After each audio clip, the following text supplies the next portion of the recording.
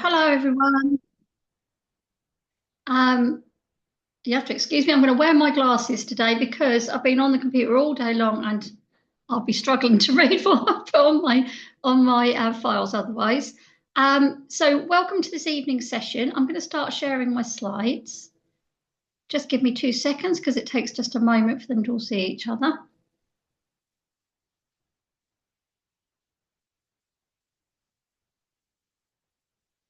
This evening, hopefully, fingers crossed, Slido is working. So get your phones ready so that you can join in. If Slido doesn't work for you for whatever reason, don't worry, you can just use the chat or you can unmute yourself and just actually join in real life, as they say. Right.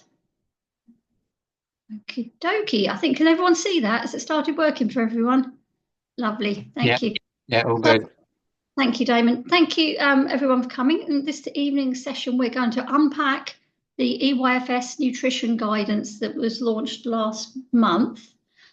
This is the third in our series of webinars on the changes to the EYFS that happened from the beginning of September.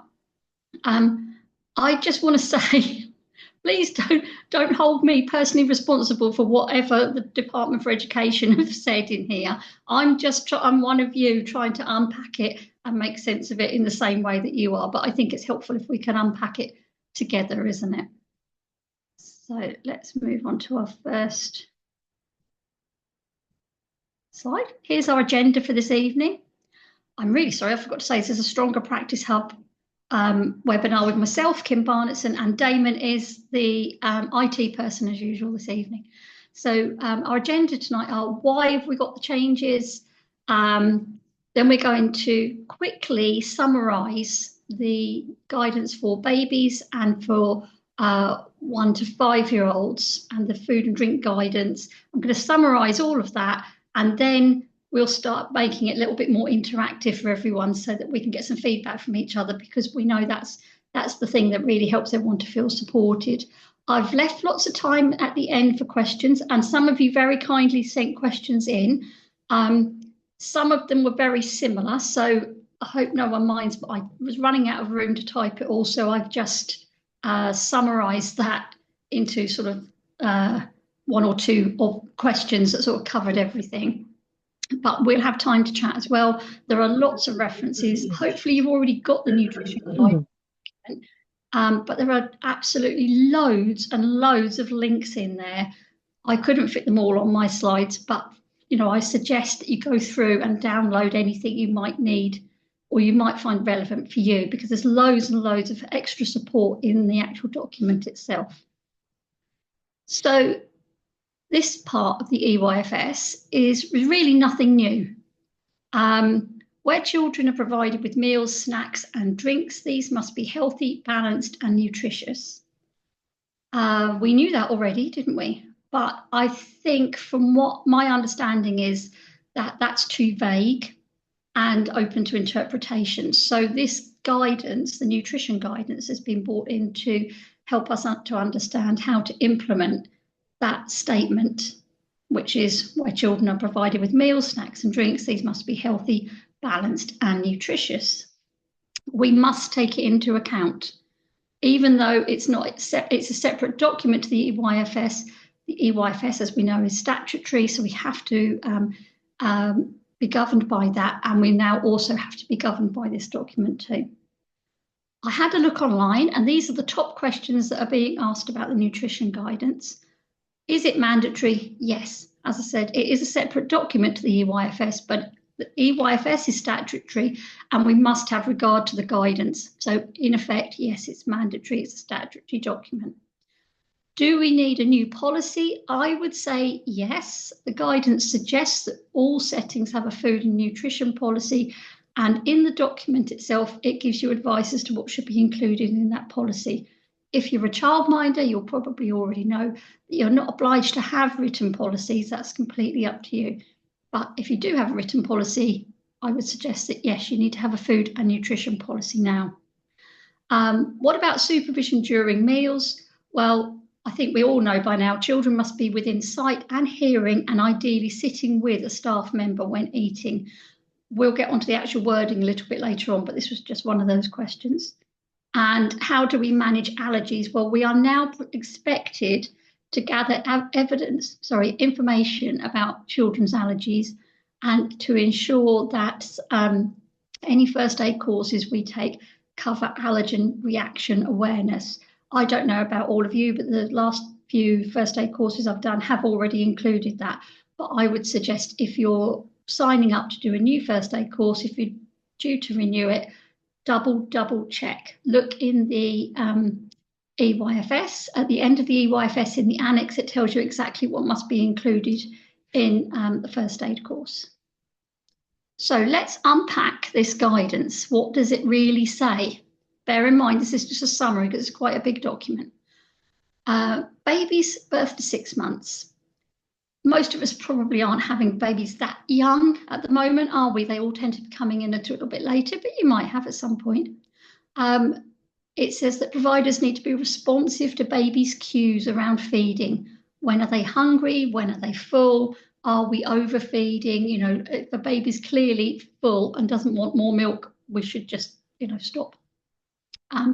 We should support breastfeeding parents. So that could mean that you've got storage for breast milk, if they've expressed, or that the parent can come to your house or your setting and come and sit in a cozy corner somewhere and feed the baby if that's practical for them in their daily work or however that's going to work for them. If you're using formula milk, we must follow the guidelines, the official guidelines on how to make and store it. Again, the link for that is inside the document itself. So I suggest you have a look at that. And then when we're moving on slightly, we've got babies 6 to 12 months. Weaning is when that's coming in, isn't it? We should wait until the baby is ready. That means they're able to sit up independently. They're able to support their head. They're able to coordinate their hand and their eyes and their mouth pretty much most of the time, so that they can actually pick up some food and put it into their mouths. And they must be able to swallow food rather than spit it out. Sometimes with a very young baby, if you try to put food into the baby's mouth, the tongue will push it back out again. They're not ready to be weaned. We must work with parents for ongoing day-to-day feedback about the baby's progress, what they're eating, what they've tried at home, anything new that's happened. We must follow guidance such as the NHS Start for Life ideas on, sorry, not must, but we could follow guidance such as the NHS Start for Life for ideas on which foods to try and how to introduce new foods. I have to say that's a pretty good website. Again, the link is in the document itself. That would be a really good one to share with parents, especially if they're new parents that haven't supported a baby through weaning before. They've got some really nice, very simple, straightforward ideas. And drinks for babies at this stage should only ever be breast milk or water. Formula milk isn't classed as a drink, it's classed as food. And the big thing that I think everyone has been talking about is the choking hazards.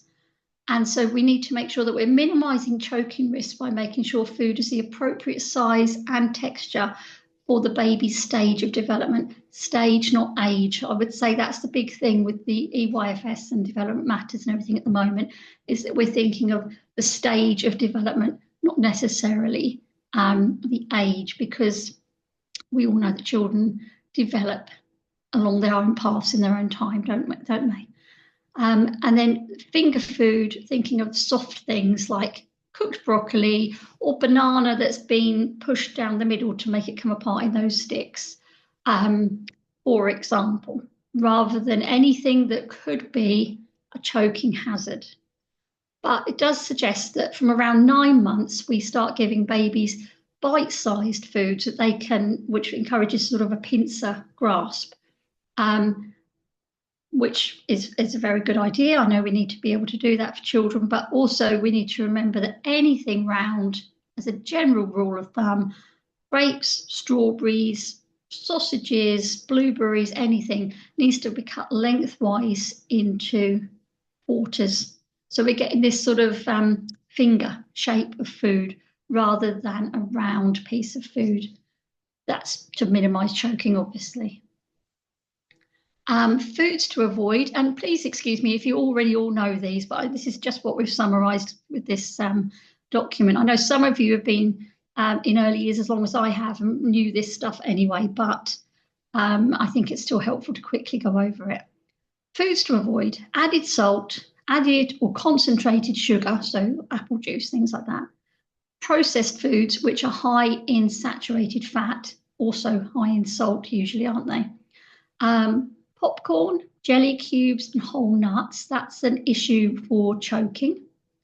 Honey and cheeses made from unpasteurized milk or mold ripened cheese, so blue cheeses, they contain bacteria that can be harmful for children under 1. Raw eggs, so no licking the cake batter, I'm afraid, if you're under 1. Rice drinks, because they contain arsenic. Slushies, because they contain some chemical that is really not very safe for children. And raw or lightly cooked shellfish. Now, I'm pretty sure not many of us are giving our under 1 slushies or raw shellfish, but we still should be aware of it, and it's still useful to share with parents, isn't it? Now, if we can follow those guidelines for that first year, we've already put in the foundations for children to try a variety of tastes and textures and to have a balanced, nutritious diet right from the start. You've sort of set the tone of how we're going to proceed with a healthy diet and a healthy relationship with food. I know one of the questions we had earlier was about the food labelling. One of the recommendations is that if we are buying processed food or ready prepared food, that we use this traffic light system. So it does what it says on the tin, if you excuse the pun. The red colours mean they're high in something, and green means they're low, and yellow in the middle. So during the day and during the week, we should plan to make sure that children ideally get food from each of the 4 main food groups. That doesn't mean each meal needs to contain the 4 main food groups, but just over the course of the day. Those 4 groups are fruit and veg, starchy carbs, dairy and proteins. And as you see here, use the traffic light food labels to guide your choices. Portion sizes, that was another question that came up, which we will cover again in a moment, and that are appropriate for the child's age and stage, and to avoid pressuring children to finish foods, because that doesn't really support a very healthy relationship with food going forwards. Portion sizes in general, according to this document, are roughly the size of a child's fist.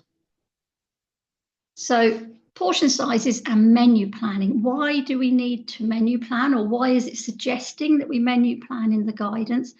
This is so we can see clearly that children are having a variety of healthy foods over the course of the day, the week, and in some cases the month. For instance, oily fish, they recommend once every 3 weeks, no more than that. But if you had a plan, a menu for the month, you'd be able to see that all those things have been included, wouldn't you?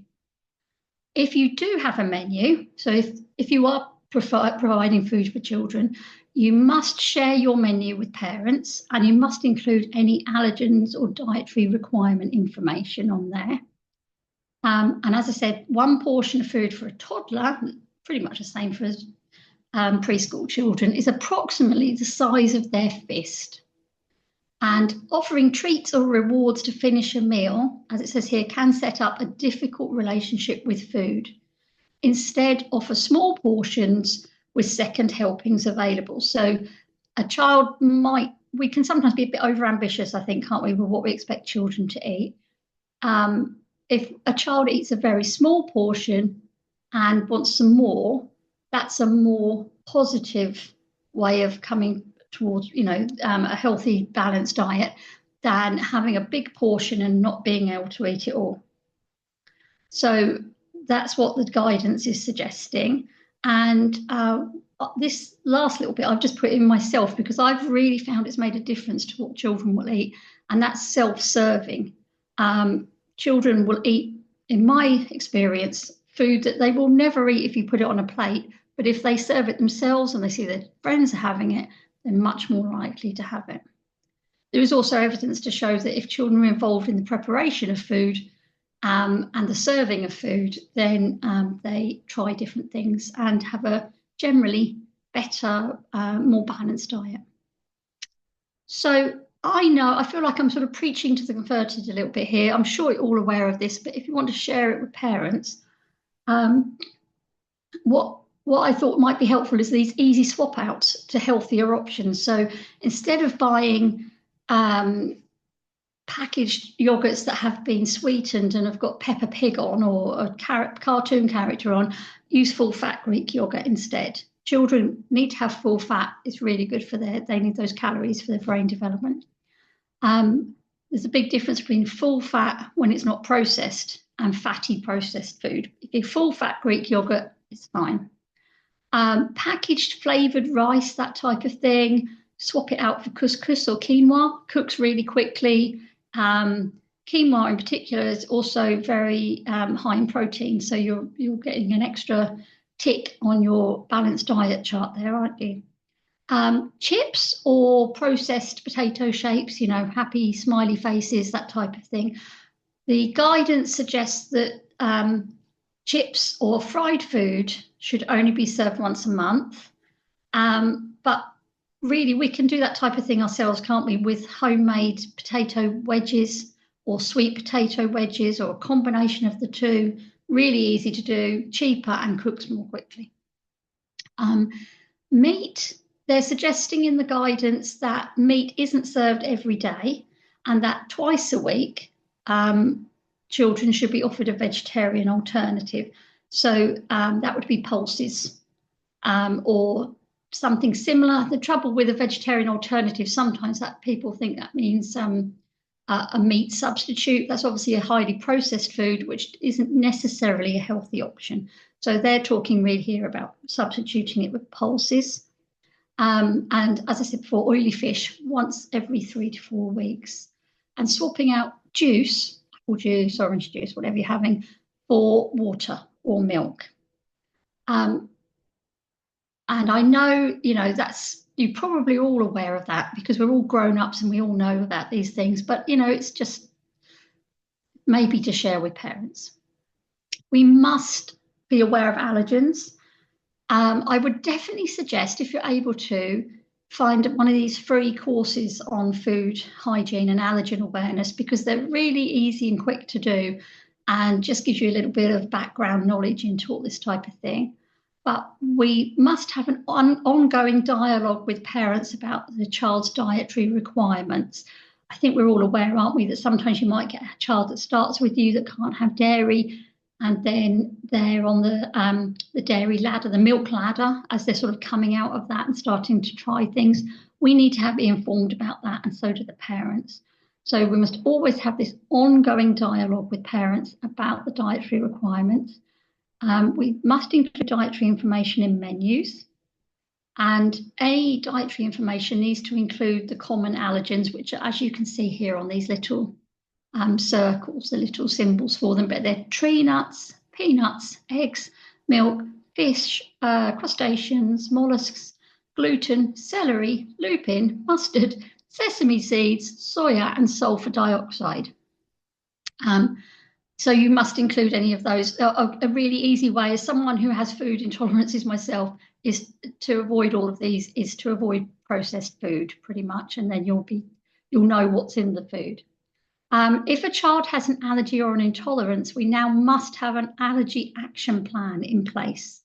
So we need to know what the child is allergic or intolerant to, what's likely to happen, what their reaction is likely to be, how we can support them in that, and then it needs to be reviewed.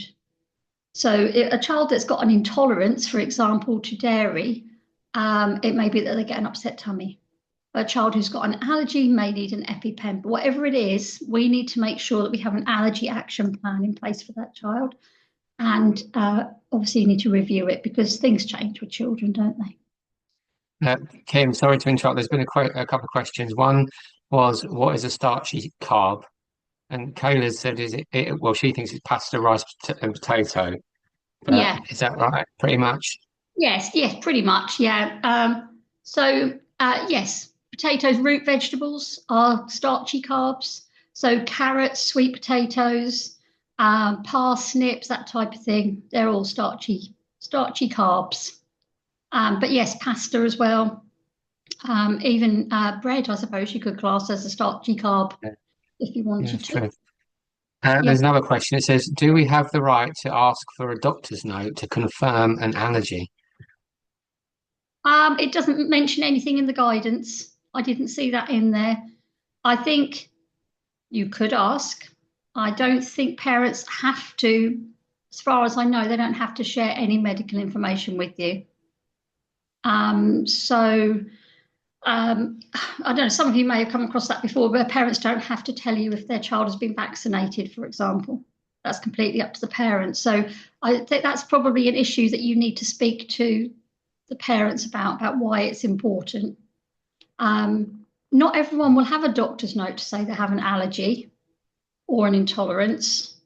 Sometimes it's just assumed because of the reaction the child has had.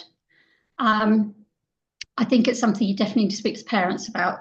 But as far as I know, I'm not a legal expert, but as far as I know, we don't have the right to ask for anything, any medical information about the child. It Yes. has to be given from the parents. Yeah. There's a few more coming in. So, Tally's asked for an intolerance action plan. In Mhm. what form? Would it be a sheet on the wall by the food area? It doesn't specify, so it's up to you how you want to do that. If it's any help, I go in my other role as an assessor. I go out to all different settings and I see how settings manage allergies in different places. Some people do have a sort of a chart on the wall with the children's names down one side and sort of ticks against which thing they can or can't have. Some some settings have placemats where that child has their placemat with their name on and it tells you what they can and can't have on there and they're different colours, all that type of thing. But this is an allergy awareness plan that doesn't specify, but it makes it sound like it's something you're actually just going to have in that child's file, doesn't it? Rather than you'd have it on the wall, you'd have both. You'd have the thing on the wall to say, don't give Jimmy sesame seeds. But you might have in his folder with all his other information or however you store your information, this allergy awareness plan that you keep coming back to and review every 6 months or something like that. It doesn't specify. You'll find out as we go through this that it's quite, there's a lot of detail, but it's also left to us to find our own way to do it, a bit like everything with the EYFS, because we all come from different settings. We all have different ways of doing things, different children, different staff. You have to find the way that works for you. The guidance isn't that specific about exactly how you're going to have it. But if that was me, that's how I'd do it. I'd have one plan that I'd store somewhere with the child's information, and then I'd also have on the wall so that all the staff or anyone else dealing with it, dealing with food, could see. So I'd have both to cover both bases. Better to have more than not enough, I think, isn't it? Okay, I'll crack on with this. So if we need to think about also cross-contamination and how you're going to deal with that. Now, I put on here in a home setting, that's because I'm coming at this from a childminding background with a fairly small kitchen, normal everyday household kitchen. You just need to have to think about it. That's one of the things it says in the guidance. Consider how you will avoid cross-contamination. That might mean that you prepare food in different sections of the kitchen. You might use different chopping boards for different things, that type of thing. Again, it doesn't specify, it just says we need to consider it. And then dietary requirements, if they are cultural or religious, so its parents have just decided everyone in the family is going to be vegan, then we need to respect that and we need to speak to the parents for clarity if we're not sure exactly what that means, especially if it's maybe maybe a religious reason and it's sort of something you're just not familiar with. Don't be afraid to ask, better to check, isn't it? Okay, oh, here's your first Slido.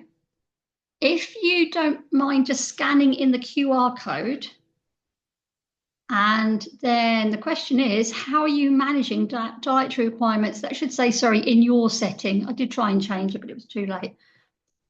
So in your setting, whether you're a childminder or a group setting, are you having different colour plates? Are you having 2 members of staff checking? How are you doing it? Where is the information stored? How is it obvious to everyone what the child can and can't have? If you can't use Slido, feel free to just shout it out, and we can have a chat. I can see some things coming in. Oh gosh, there's a lot of questions in the chat, or is it lots of people saying hello? There's a few questions coming in and comments, but Okay. I've just put the Slido link in the chat as well. In case you're on your phone, you can just click on the link that I put in the chat. Oh, thanks, Damon. That's really helpful. I will come back to those questions that are in the chat. Thank you, everyone. Okay, so this is really helpful. Whenever we do these webinars, the feedback we always get is that people want to hear how other settings do it. So this sort of thing is really helpful. Thank you. So let me just have a quick look through. My goodness, it's coming in thick and fast. I'm going to start at the bottom, work my way up. Lots of correspondence with the parents on a weekly basis. Brilliant. I have section plates so I don't overfeed the child.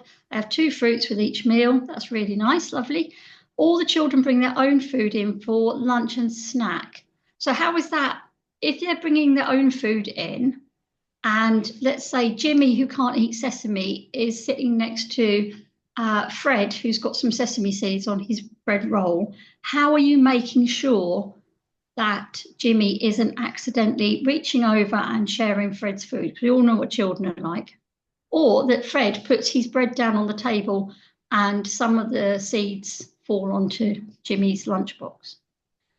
So we have mats with a child's allergy at lunch and red bowls at snack to show an allergy. Yeah, I've seen that in several different settings. I think coming at it from a child minding point of view, we tend to be a smaller setting, so we can we sort of can manage it a little bit easier, I think, sometimes. I'm really sorry, I'm trying to find my mouse so I can go up. Not letting me go up. Oh gosh, I'm so sorry. Hold on 1 second. It's all gone wrong. It's all gone wrong. Slido went a bit crazy there. Right, it was going to let me, sorry, I'm just, bear with me. I know you can't see it at the moment and it's gone a bit funny, but I just need to go on to here and read the questions out. So just amuse yourself by looking at the screen of whatever it's got stuck on. I can see you scrolling, so okay, we can kind of see it. As long as you can see it, that's fine. In my setting, we use green plates for dietary preferences or halal or vegetarian and red plates for allergies. That's a really good way to do it because then you're aware of what the issue is. Red placemats. I'm a childminder and I'm aware of the dietary needs for having it on the child's individual contracts, etc. Yeah, that's fine. I think what it's suggesting is that you can review it. But, you're going to review your contracts as well, aren't you, at different points? So however that works for you, it doesn't specify. I have plates that show how to split the plate into portions. Right, lovely. Separate plates for allergy plans for all staff. No, lovely. You're all doing this already. Provide everyone with the same food to prevent cross-contamination. Yes, I have to admit, I used to have a child that was a vegan. And on the days that she came, we just all ate vegan food. It just made life so much easier. And it was absolutely fine. We all got on really well with that. But, it's a smaller setting. It's easier, isn't it? All manual paper records reviewed daily against attendances and transposed to master sheets. Oh, I see. So you're saying, I don't know, Fred's in today. We need to make sure that there's no dairy at snack or something like that. So you've got it already there. We have red plates each day as part of our risk assessment, so we have to check the allergy list before snacks. Yeah, lovely. We have a policy for this particular procedure: red bowls and cups, 2 staff to do dietary forms written each meal time. So we double check. Brilliant. That's very, very, well thought out and precise. Well done. Risk assessments for each dietary child. Lovely. Red and yellow plates or bowls. I use a whiteboard with all the allergies and dietaries and different coloured plates. Yeah, I see something similar in quite a lot of settings that I go to. I'm all for making things as easy as possible, and a whiteboard where you can just write quick notes on there, and then is a good way to do it, isn't it? Plan and prepare food. Avoid cross-contamination by using separate utensils, chopping boards, and storage for foods that could trigger allergies. Yeah. Different coloured chopping boards, plates, good storage, fresh food every day, lots of fine chopped fruit. Parents are updated on WhatsApp, shared journal with parents. Lovely. We also have placemats. We also have it on the wall, a healthcare plan and requirement forms. Lovely. Oh my goodness. I mean, that was like brilliant masterclass in how to deal with allergies, wasn't it? Well done, everyone.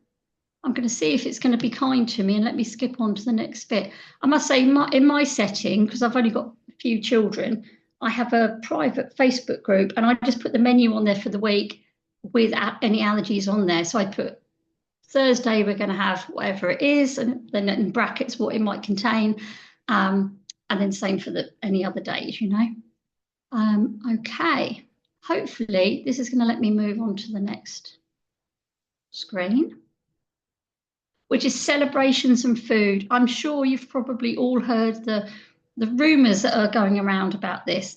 So this is what it actually says in the guidance. Many families like to celebrate their child's birthday and other special events by bringing in a cake or sweets to share.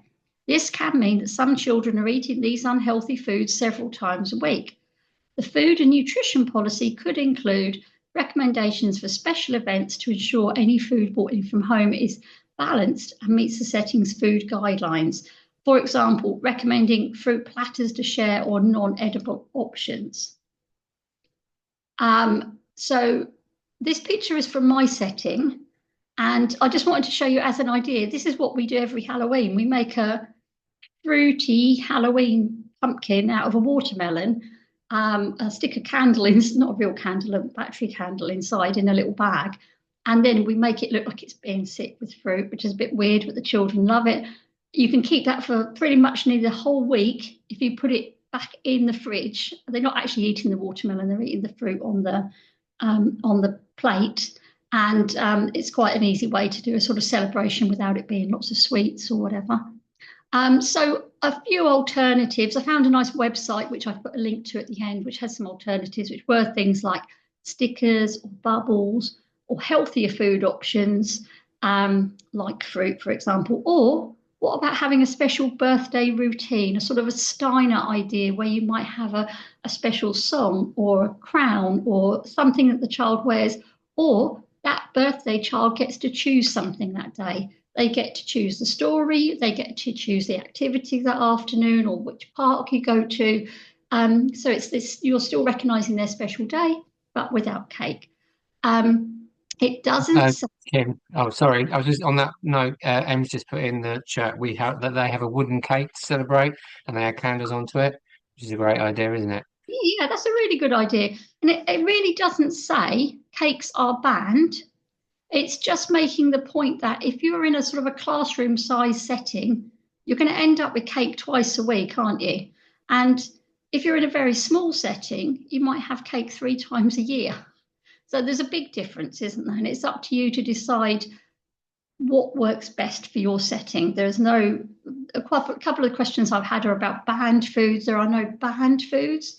It's up to us to decide, but we do need to be going in the direction of healthier, less processed foods. So it does make sense, I think, doesn't it, to think of something different. When I think of the after-school children, when I pick them up, they're nearly always coming out with a packet of sweets because it's someone's birthday.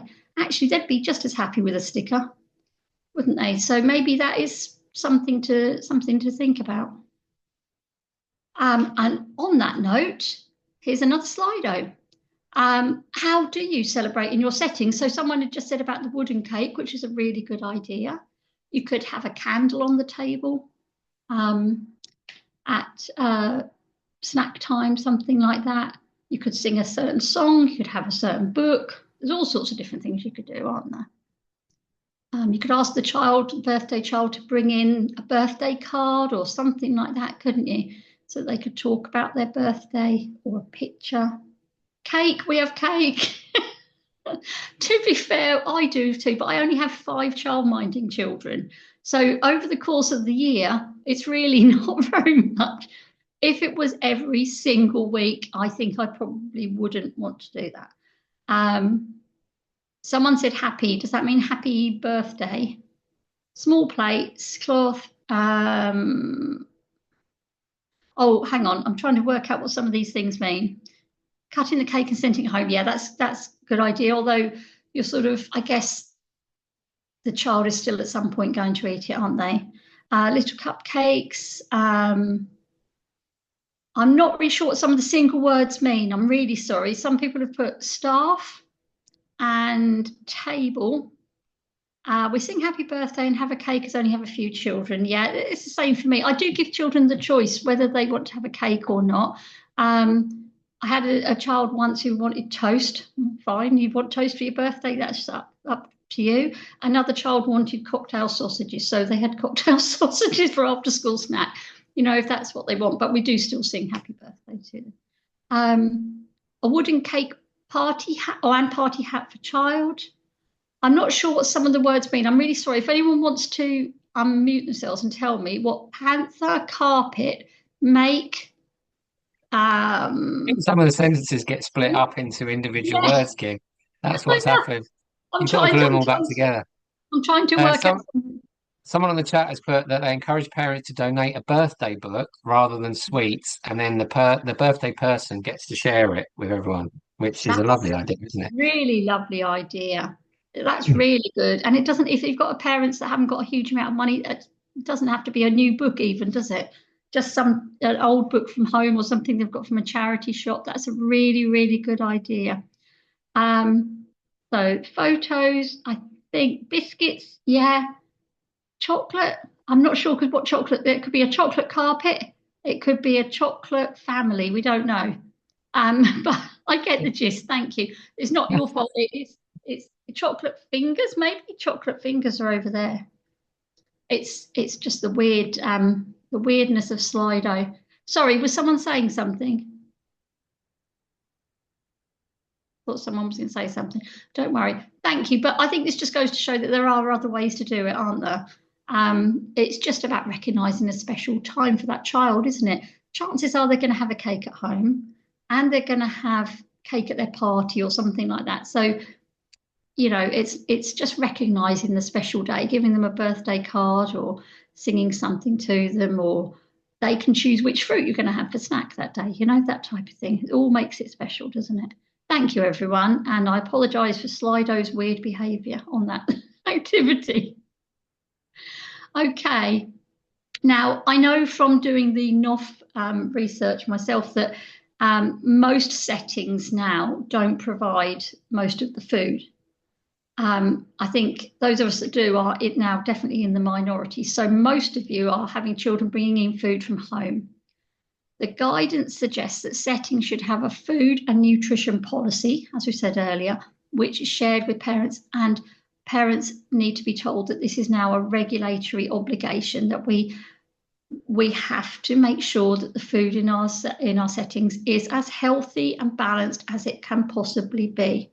So it's not just you, blame it on Department for Education. It's not just you telling the parents what to do. It's your statutory duty to make sure that these things are, the food that the children have is safer, healthier, sorry. Food brought in from home, you must check it for allergens. Parents and carers should be encouraged to ensure that food is suitable for the child's individual developmental needs and prepared to prevent choking. So that thing again, where we're going to cut it up into smaller pieces. Perishable foods, I know this has been an issue for some people, should be either sealed in an insulated sealed food bag. This is the actual wording in the document. Or the lunchbox must contain an ice pack. Without an ice pack or the insulated and it's just an insulated food bag, you have a 4-hour rule, which is that the food can stay in that lunchbox with the sort of insulated lining for 4 hours without being in the fridge. Once it's opened and you close it up again, you can't count another 4 hours. That 4 hours is gone. You have to keep it closed for 4 hours. The food must be clearly labelled, and providers are not presumably processed food. It doesn't specify, but you're not going to be labelling a cucumber. Providers are not obliged to provide refrigeration or to reheat food. So this does make it really tricky for those of you that have children bringing in lunch boxes. I completely empathise with you. I think probably the way forward is to have this food and nutrition policy and to send out suggestions of what a lunchbox could be, what a healthy lunchbox might look like. If you look on the Healthy Start website, there are lots of different things on there, and on the BBC website, there's loads and loads of lunchbox ideas. Okay. Kim, sorry, there's just a couple of questions come in. Somebody's put children bring in their setting, they bring a lunch in a lunchbox. We can't check it for allergens, but we do have a strict no nut policy. Okay, why can't you check it for allergens? How would you know if there were nuts in there if you don't check it for allergens?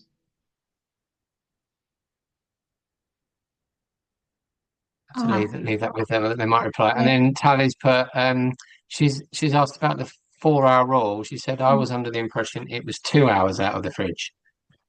You need to read it in the guidance. I'm just going by what's in the guidance, Tally. If it's 2 hours out of the fridge, but it's insulated, so it's going to be cold, isn't it? In the cold bag. I'm presuming that's what they mean. They mean one of those lunch boxes that's sort of squishy, not a plastic lunch box. That's insulated with an ice pack. Gives you 4 hours of time before it's perishable food goes off. The answer perhaps is to provide food that's not so perishable. I don't know. It's a big minefield. I feel sorry for you that those of you that are having lunches, packed lunches brought in, because I can see how that's difficult. Oh, right. Okay. Let's see how we're getting on with the ratios, the percentages here. So the setting provides everything. We've got 55%. Parents provide everything at 25%.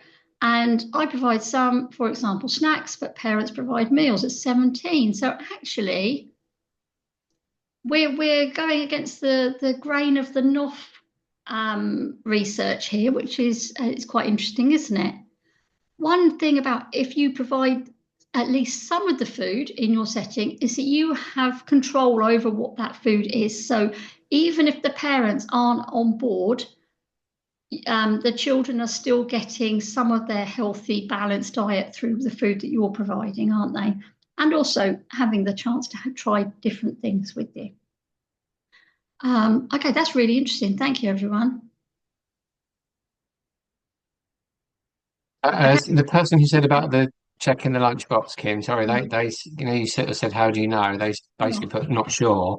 And then Tony's added, we check lunchboxes prior to children eating lunch, not only for allergens, but to ensure food is cut correctly. Yeah, I think you probably would need to check in the lunchboxes, wouldn't you? Because if a child, let's say 2 children have got the same Peppa Pig lunchbox, and one has got nuts in and one hasn't, and they accidentally pick up the wrong one, it could happen quite easily, couldn't it? It's up to you how you want to do this. Again, there's no set guidance, so I can't say yes, you've got to do it one way or another. But I definitely suggest that for your own settings sort of policy, that you think of how you can support that, how you can check. Because you do really need to know what's in those lunch boxes, don't you? Because there could be anything in there that's not safe for children to have. The irony is that to do that, you've got to open the lunch boxes and then you've broken the 4-hour rule. So please tell me how you get around that. I really don't know, I'm afraid. That I'm just, as I say, going by what the guidance has said. Sorry, I was going to say, someone has put, so if a parent packs a shop bought flapjack with no wrapper, are they supposed to label it again with It the doesn't. ingredients? I agree. That's a if it's shop bought, it would have a label on it, wouldn't it? You mean they've undone it, taken it out of the Yeah, pack? if they've put it in, Yeah. obviously separated it from the wrapper. Yeah. Mm, Um, I it's it's tricky, tricky isn't it? because but yeah, Mm, we're getting into the sort of the realms of mm. parents having to label things on their own lunch boxes of this one contains oats because flapjack's got oats in it, it's got gluten in it. It's going to be a problem for a child that it's got celiac, isn't it? Um, it's very, very difficult, I think. Um, I guess what they're trying to say is when you check the food labels, is if it's in a package, check the labels. You can't really know what's in it if it hasn't got the label on it, can it? Can you? So I don't think you can really be held responsible for that. But I do think it's worth you having a check to make sure there's nothing obvious in that lunchbox that is an allergen or something that the child shouldn't really be having in the setting. But again, Poppy's put a. I mean, this might help. It says we get the parents to write each day what's in the lunchbox oh, of package. Sorry, I've just packaging in the lunch boxes. We can of course check. However, it is tricky as they just speculate what it is, but not what's in it. Check everything hmm. matches the list as well. I mean, it's It's labour never intensive, isn't it? it's never ending, isn't it? You could really go down it could get really, really complicated, couldn't it? And then Um, someone's made the point, you can check it, but how can you check if a sandwich has got allergens inside it? You're going to start peeling sandwiches open, yeah. and Mm, then you don't know what it leaves. But the problem with parents bringing in packed lunch is that parents pack unhealthy snacks and food. I know you're probably going to deal with that later, aren't you, Kim? And mm, the other children see it and they want it, and unfortunately, some parents just don't get it, so they've decided to provide their own food and snacks. mm. Um, I have a parent with a transparent lid. As we lay the tables at lunchtime, a staff member checks it takes a few minutes, so the seal is broken for a few moments prior to the meeting lunch. It really is easy once you're in a routine. That's Right. from Tony. We do not allow children to share lunch, so as long as staff sat with the child who has the allergy, we should be fine. So they obviously monitor that, I guess. And then Yeah. someone else put, who brings their food in a bowl that has a transparent lid, then in lunchbox and ice pack. But Oh, you know, okay. there's a lot of people making comments. Michelle's, but I don't have any children with allergies at the moment in my childminder setting, so I do not stock things which may contain nuts, etc. However, if I was to get a child with an allergy, then I will then be more vigilant and stock foods containing that item which the child is allergic Mm. to, Oh, that's which I guess completely is a fair fair enough. point. If you haven't got And any if, children with allergies, yeah. yeah, Yeah. um, isn't it down to the parents to check what they've given the child in the lunchbox? And you explained this before they start. Well, I agree with. It's very hard. We have a staff member sitting on each table to watch that no one shares. We have a nut-free policy. This is very hard as parents provide lunches and can get cross when told what they can and cannot have. mm, Yeah, I mean, I think your fallback for that is to have it in your food and nutrition policy and say this is not you telling them what they can and can't bring in. It's the new Department for Education guidelines, and you have to abide by them. And if they don't like it, they could take it up with the Department for Education, couldn't they? I'm not suggesting that they have to do that. I don't want to be rude to parents. Most parents are trying their absolute best. But I think we need to frame it in that way that this is to support your child to have a healthy relationship with food and all of the other children to have a healthy relationship with food going forward. Um, and it supports their development and all that type of thing. But also, it's not just our food and nutrition policy. This is the same as our safeguarding policy or our policy on giving medication or anything like that. And you follow those, and I'm afraid we have to follow this. You might just have to be a bit stricter about it, maybe, because it's not just us saying it now. This is something we have to have regard to.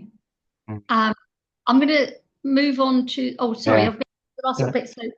Um, so the ongoing conversation with parents about your settings ethos. I know this is difficult. I do understand. I completely understand.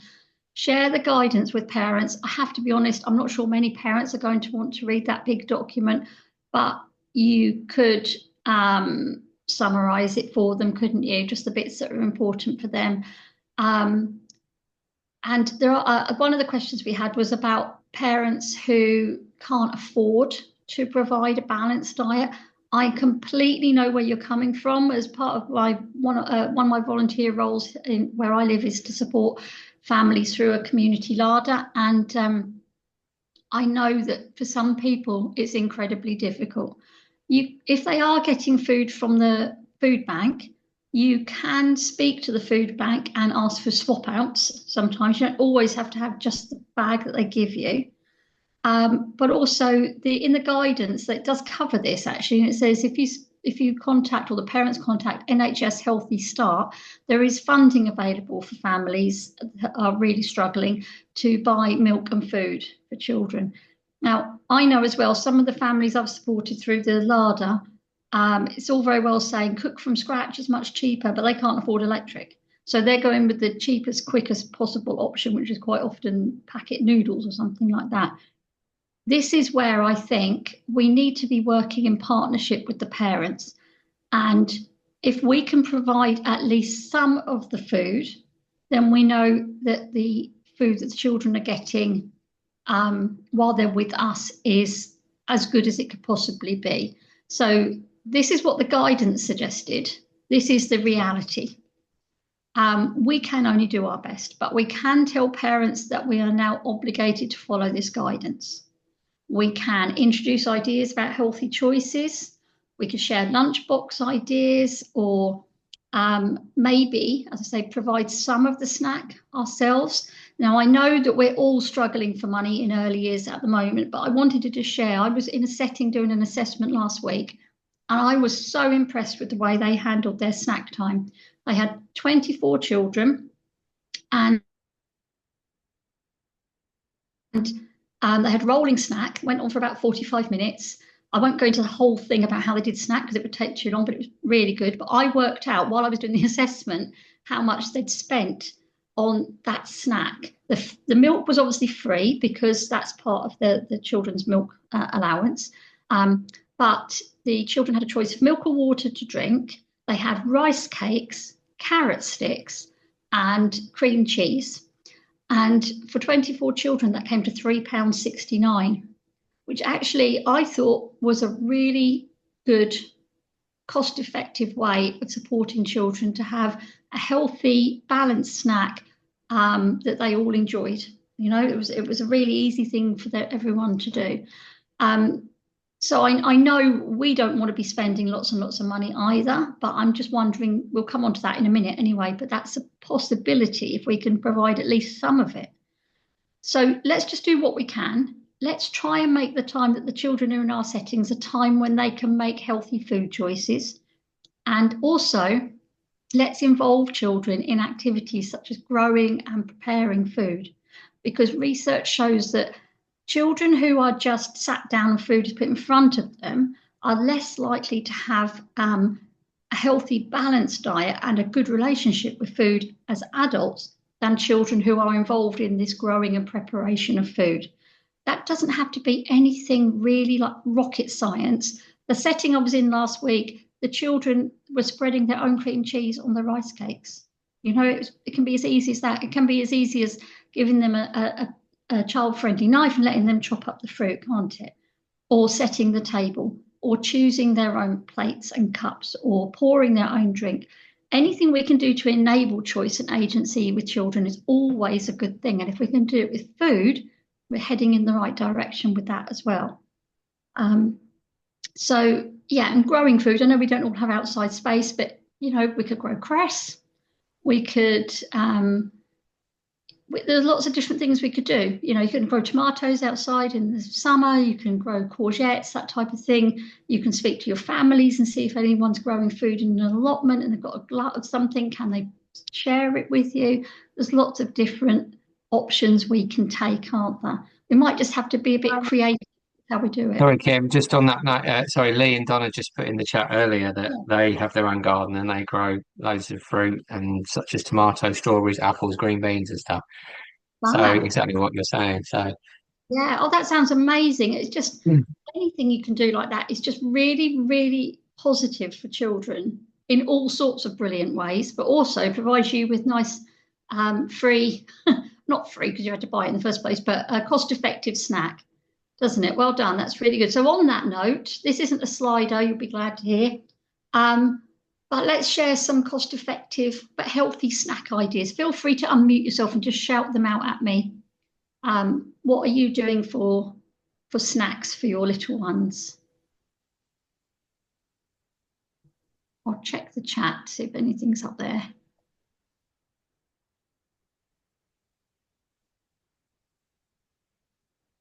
Fruit, veg, hummus. Someone makes their own hummus. 2 fruits and veg, just chopped up. Yeah, lovely. Anything like that's really, really good, isn't it? Doesn't have to be. Cucumber, carrot sticks. Cucumber Yeah, and carrot sticks, bananas, yeah, bread sticks, hummus. I yeah. love rice cakes and blueberries at the moment. Oh, lovely. Yeah, rice cakes. Oh gosh, I couldn't believe how cheap the rice cakes were when I was looking them up. They're very, very cheap, aren't they? Yeah, especially if they can make a face on them with the fruits. That's a really good idea. Yeah, really good idea. So we've got apple slices and cheese sticks. We've got in my setting one of those apple peelers. It's like a machine where you turn the handle and the apple goes through and it comes off Brilliant. the early apple. And the children just absolutely love it. It makes one apple go a long way. Boiled egg, yeah, definitely. Boiled egg cut up into some sort of slices, or use a egg slicer. Children love that, don't they? Cucumber and cheese, yeah, all very similar ideas, aren't they? So, but they're cheap without meaning being horrible. They're sort of cheap and easy things to do, aren't they? Mini quiches, yes, that's such a good idea, isn't it? Sometimes I do like a mini frittata, I suppose, really, where you cook like a muffin case and you just put a few bits of veggie bits in there and some or maybe some ham and some cheese and an egg and then you cook them, and that makes a really nice little snack for the children. Falafel, yeah, edamame beans, lovely. Breadsticks and dip, yeah, the old favourite. Everyone loves a breadstick, don't they? Yeah, brilliant. Thank you, everyone. You're full of some really good ideas. So I think when we see it like that, we can see that it's not that hard for us to do, and we can be part of that, even if the parents are struggling to be on board with it. If we can provide even one snack a day that we know is a healthy option for the children, that's a step in the right direction, isn't it? Okay, so some of the questions we got sent in earlier, and some of them, as I say, they're sort of the same sort of questions over and over again. So I've sort of summarised them. And I'll be very happy if anyone wants to feedback on any of these, because these are just sort of my take on it. We state that packed lunches must be healthy. However, parents put in what they think the child will eat and get angry if we tell them what to put in their child's lunchbox. Well, my answer to that would be this is now a statutory requirement, I'm afraid.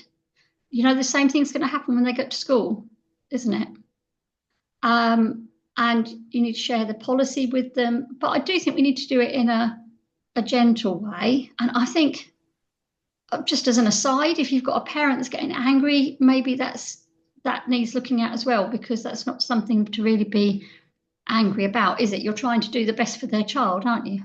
Someone else asked, what is the view on raisins and plain biscuits? So there is no banned food. There is no list of banned food. There are lists of suggested meals, just to give you some ideas to get you started. And actually, they're pretty good, I thought. Someone did say to me that they've heard of settings where they think that's the only food they can serve. No, that's not it at all. They're just menu suggestions, just to show you how over the course of a week you could cover all of the dietary requirements for the children, the nutritional requirements. So raisins and plain biscuits. So the NHS does not recommend raisins for children under 1. They're a choking hazard. But also, even for slightly older children, they are very high in concentrated sugar. And that's one of the things that we're trying to avoid.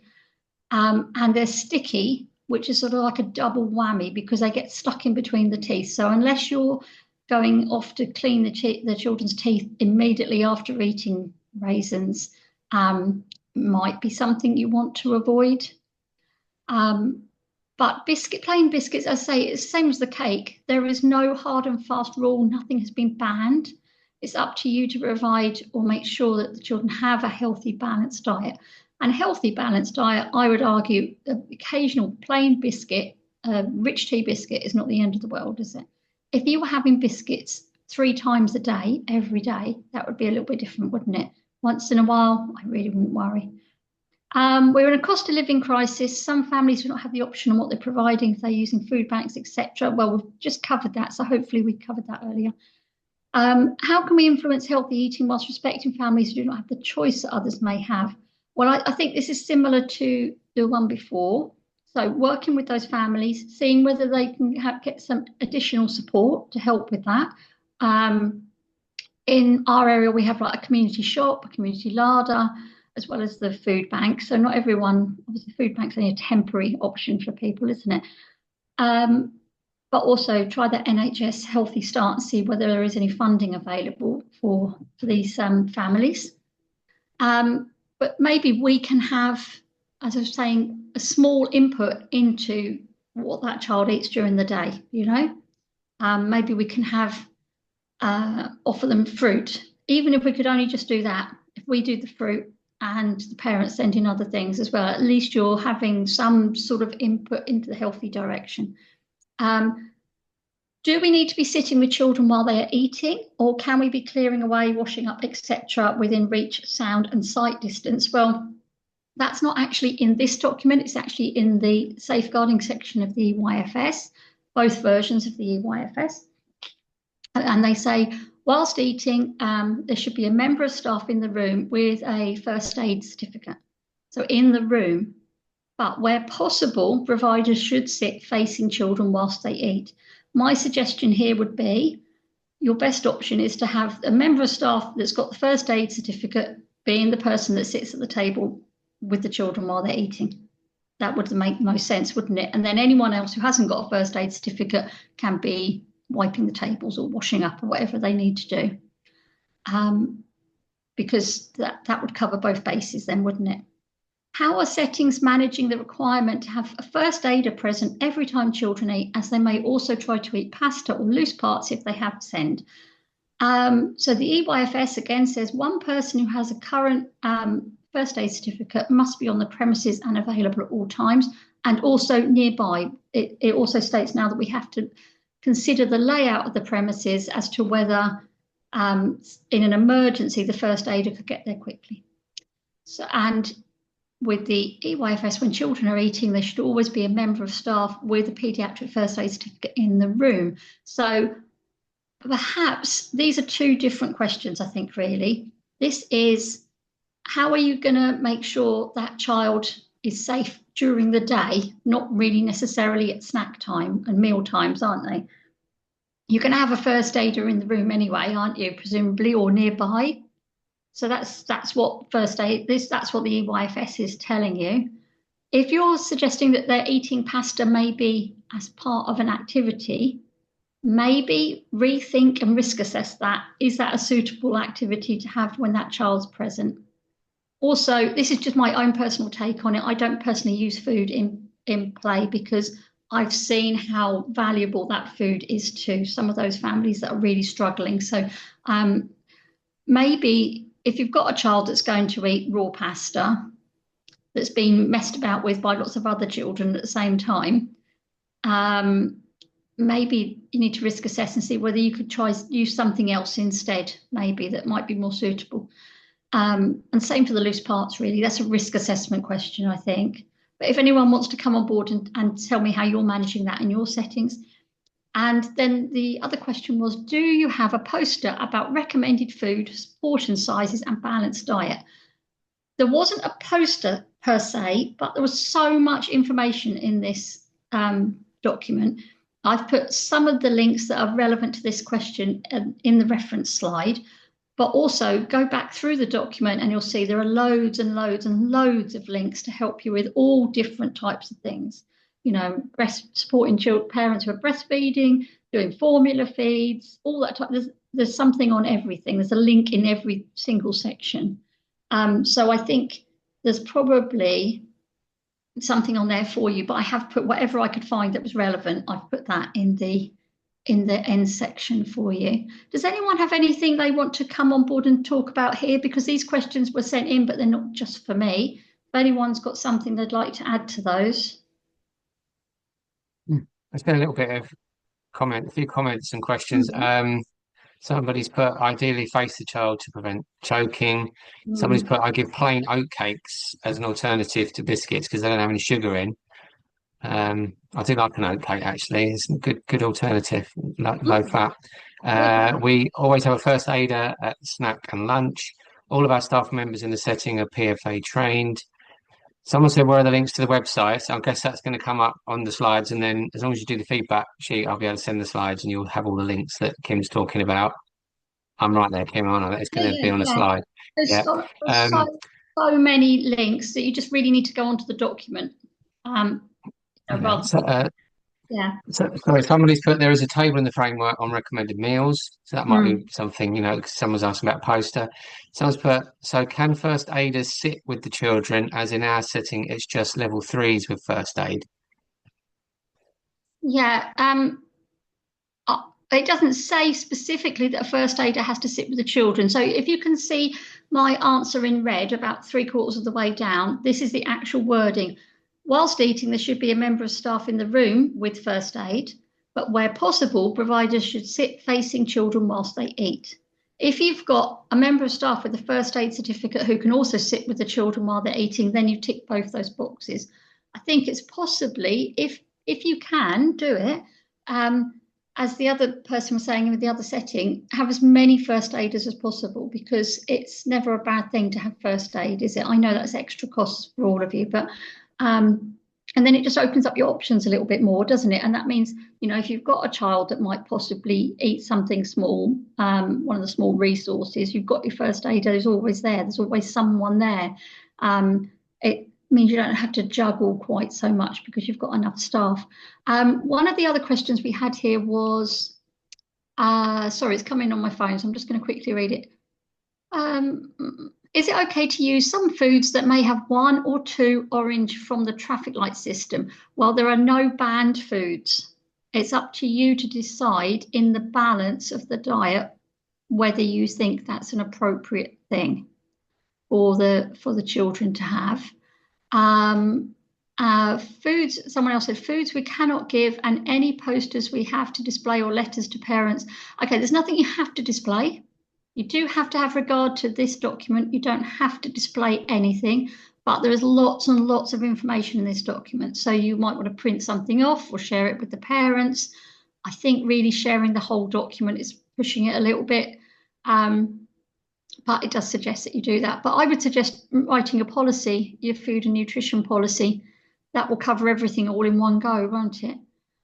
Someone else has said, I don't provide food. The parents supply the child's lunch each day. I've provided my healthy eating policy and sent out lots of information about healthy, balanced lunches, but many are still sending in packaged, highly processed foods despite this.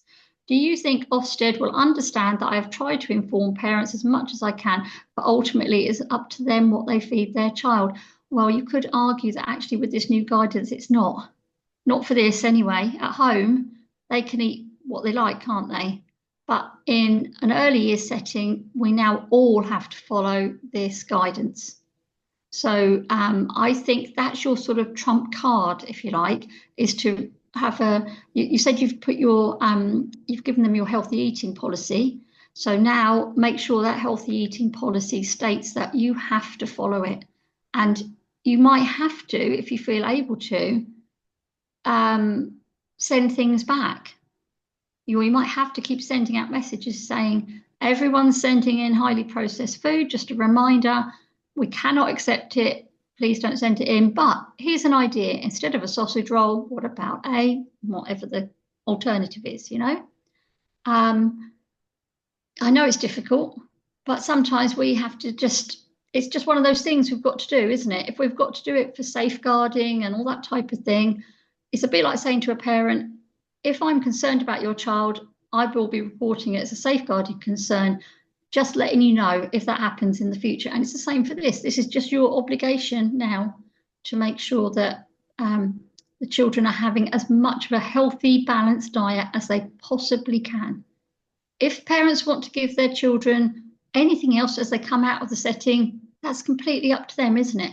But we need to know that while they're in the setting with us, that they're having the best possible healthy, balanced diet with lots of choices, textures, flavors, that type of thing, that they possibly can. So it's difficult to say when you say, do you think Ofsted will understand that I've tried to inform parents?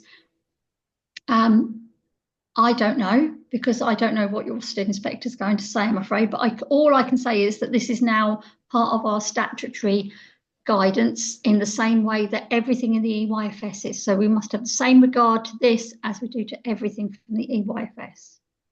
I hope that answers that question. I'm sorry, it's left open to interpretation like a lot of things in the EYFS. I'm just going to have a quick look at the chat.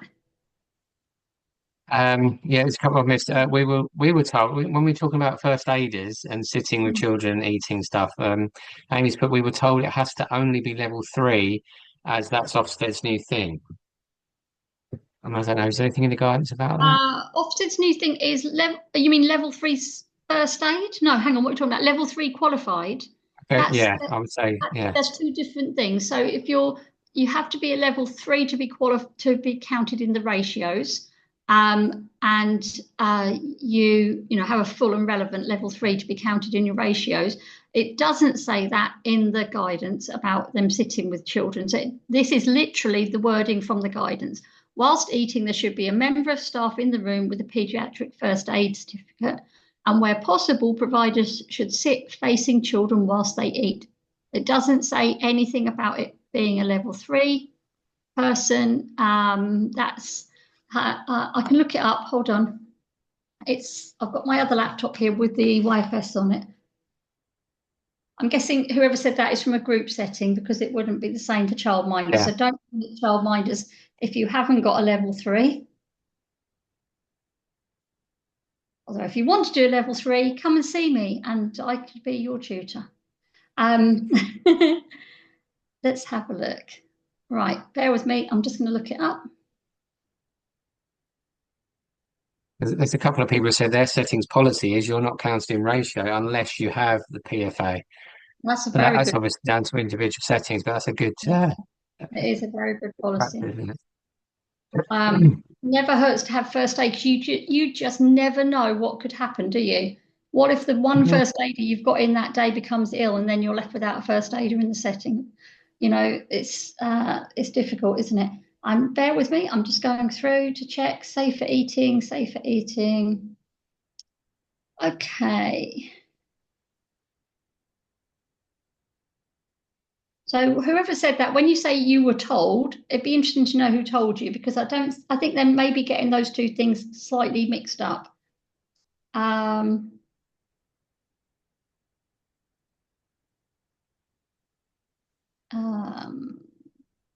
Safer seating.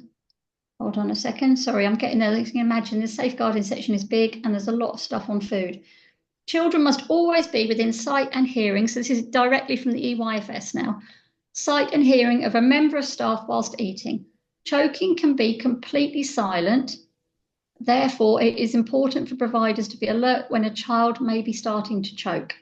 Where possible, providers should sit facing children whilst they eat so they can make sure children are eating in a way to prevent choking, and so they can prevent food sharing, as someone else quite rightly said in their comment earlier, and be aware of any unexpected allergic reactions. So it doesn't say anything about you have to be a level 3.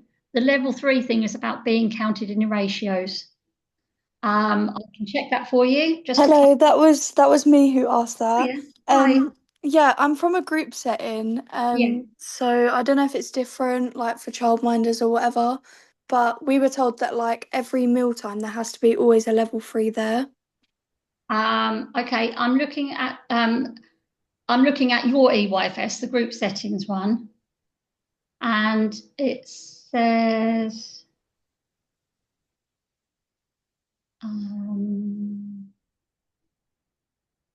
I think this might be what it is. All staff who have completed an experience-based route or level 3 must obtain the PFA qualification before they can be included in the staff ratios.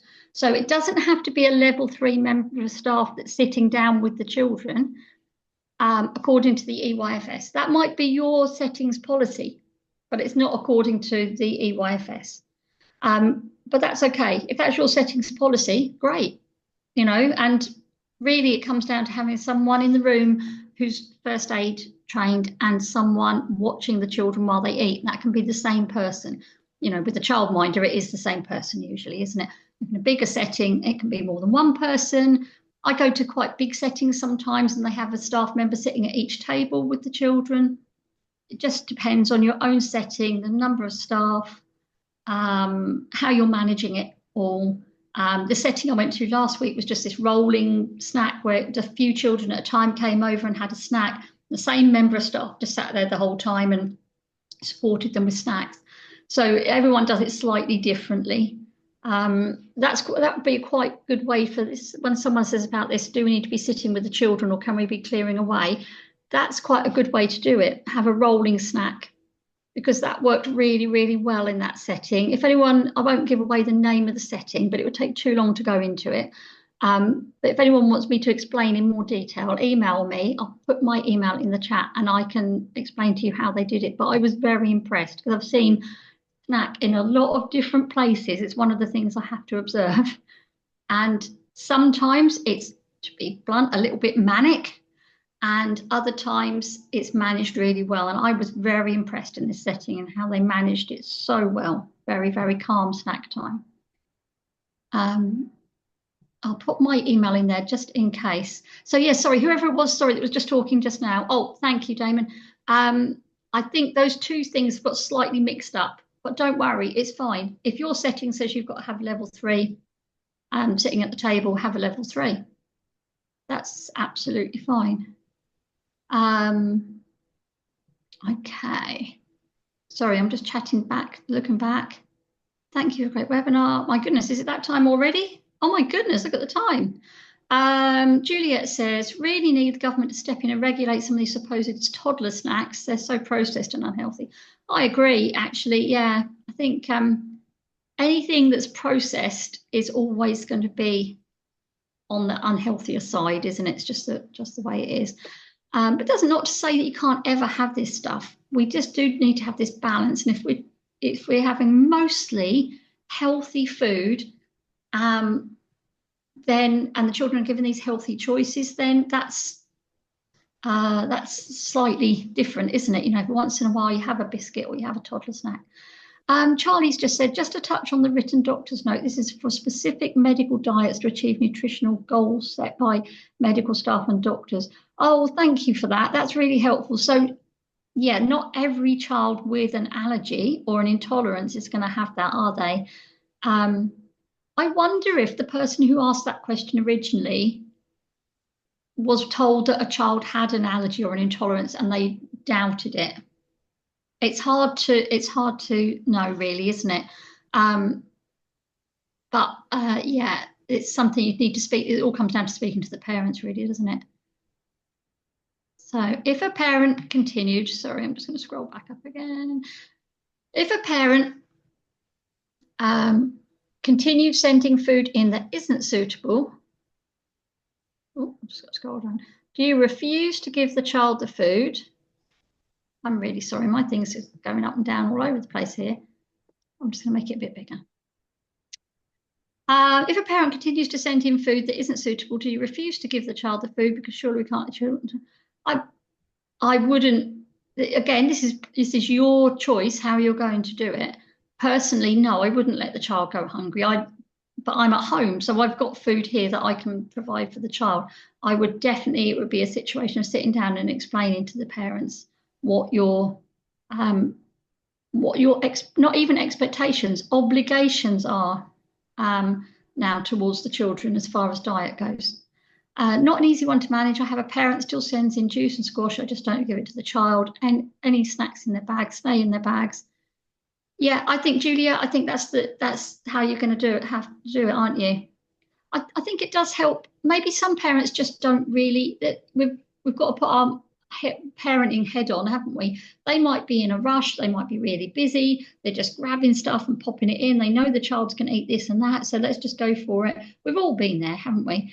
Maybe we just need to maybe share ideas about, what they could send in and as alternatives, instead of sending a packet of biscuits, why not send a banana or some strawberries or something like that? I think we need to sort of meet them halfway a little bit, don't we? But I agree. The problem you've got is that you've got one child has got packets of biscuits and the child next to them has got hummus and breadsticks. That gets quite difficult, doesn't it? I'm just going to scroll down and read the rest of my messages. If anyone has to go, because I do understand it's gone 8, please, you can go. Yes, Amy, you can. You are okay to leave. We're not going to hold you hostage. But I'm happy to just stay and chat if anyone wants to. To access those links, Sherry, fill in the